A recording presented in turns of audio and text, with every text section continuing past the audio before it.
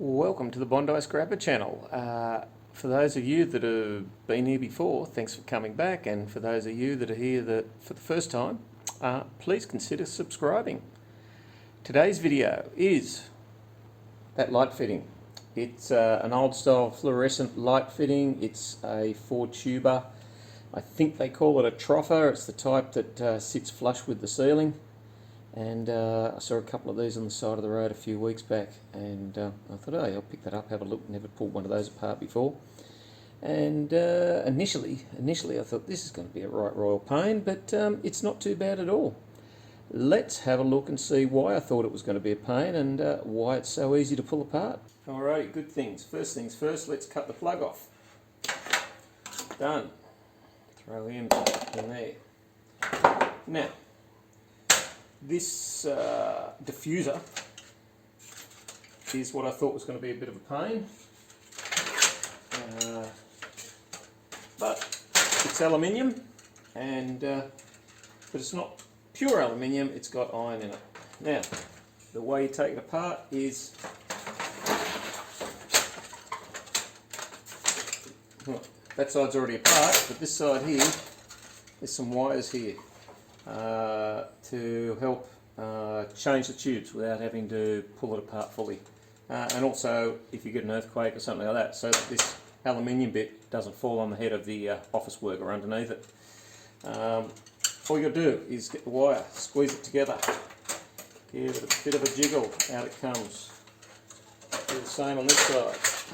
So in here we have the usual array of fluorescent light tube style stuff. So we've got starters, which if you're really keen you can snip those copper bits off there, but even then you've still probably usually got a little bit of iron in there. So I usually just kind of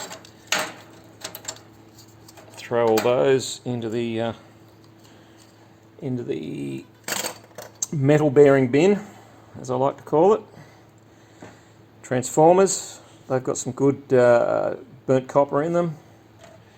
Over here we've got a capacitor. We can just snip those wires off there, and the capacitor goes in with all your e-waste. I really don't like getting them certainly at my scrap metal yard. In here, this is a little bit unusual. This is, if I remember rightly, when I pulled the other one apart, there's a fuse or something similar in there. It's certainly not quite what you're expecting. It's a very fancy connection block, and it has got a little bit of brass in it, so that's worth pulling apart. Where the tubes go in up there, that's worth pulling apart. If you're so inclined, you'll get a bit of brass out of there, and same out of this end. Easy to pull apart. Again, all you got to do is, there's these little nubbins here, and you just push them and out it comes. So that bit's easy. This bit up here, where the other connector is for the fluorescent tube, again, all you can do is kind of lift that up, give it a twist from the other side. That's it, job done. There it is in there. And again, little nubbins, give them a twist. There we go, a bit of a press. You can throw the plastic in the bin, or you can even leave it on the sheet metal housing, because this sheet metal housing is just going to go in as shred. So hopefully, okay, there's those two. Pull the wire out there, pull the wire out there, pull the wire out there.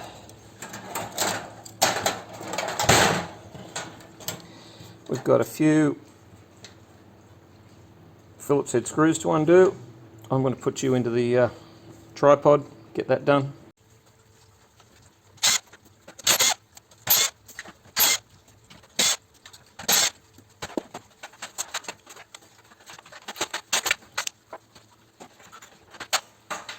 There's 1.7 metres of medium grade copper wire, so that's worth $1 or $2. Screwdriver to undo this, flat blade.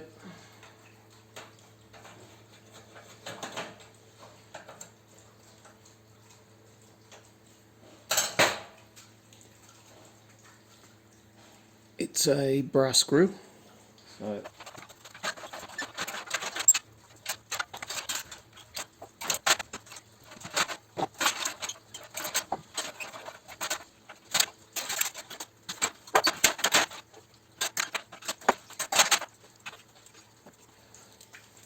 so all this wire is really old, and it's going to be painted strip, and I've tested it before, it's really not worth stripping, so it just goes into your low grade insulated copper wire bin. So that's it, we're done with the main housing, which is all just sheet steel, so that can just go into our sheet steel area.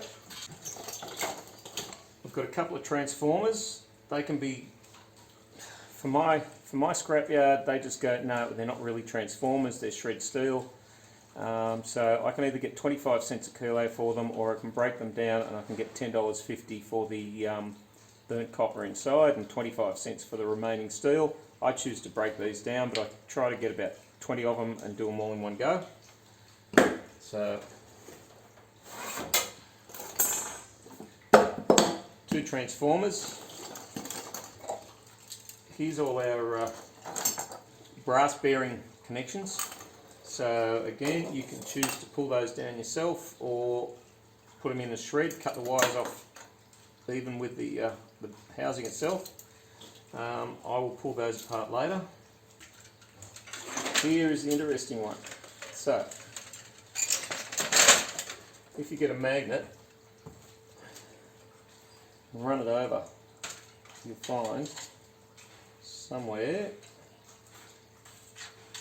there, just there, magnet sticking there.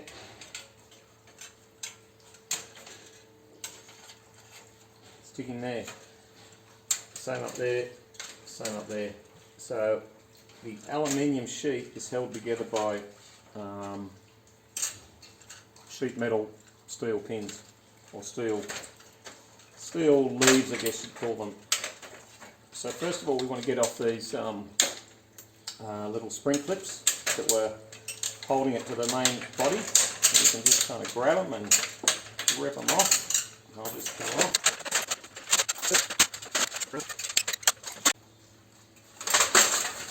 The ferrous part, grab yourself a pair of side cutters or a pair of pliers or something like that. And here you can see the steel blade just sticking out.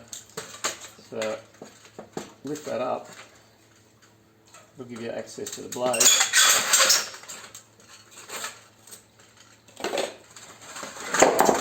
Same on this side.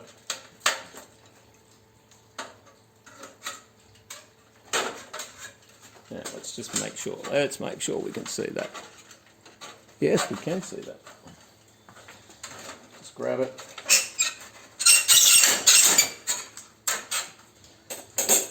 So they're a nice couple of bits of steel, and then this thing here can, and a sensible person would wear gloves.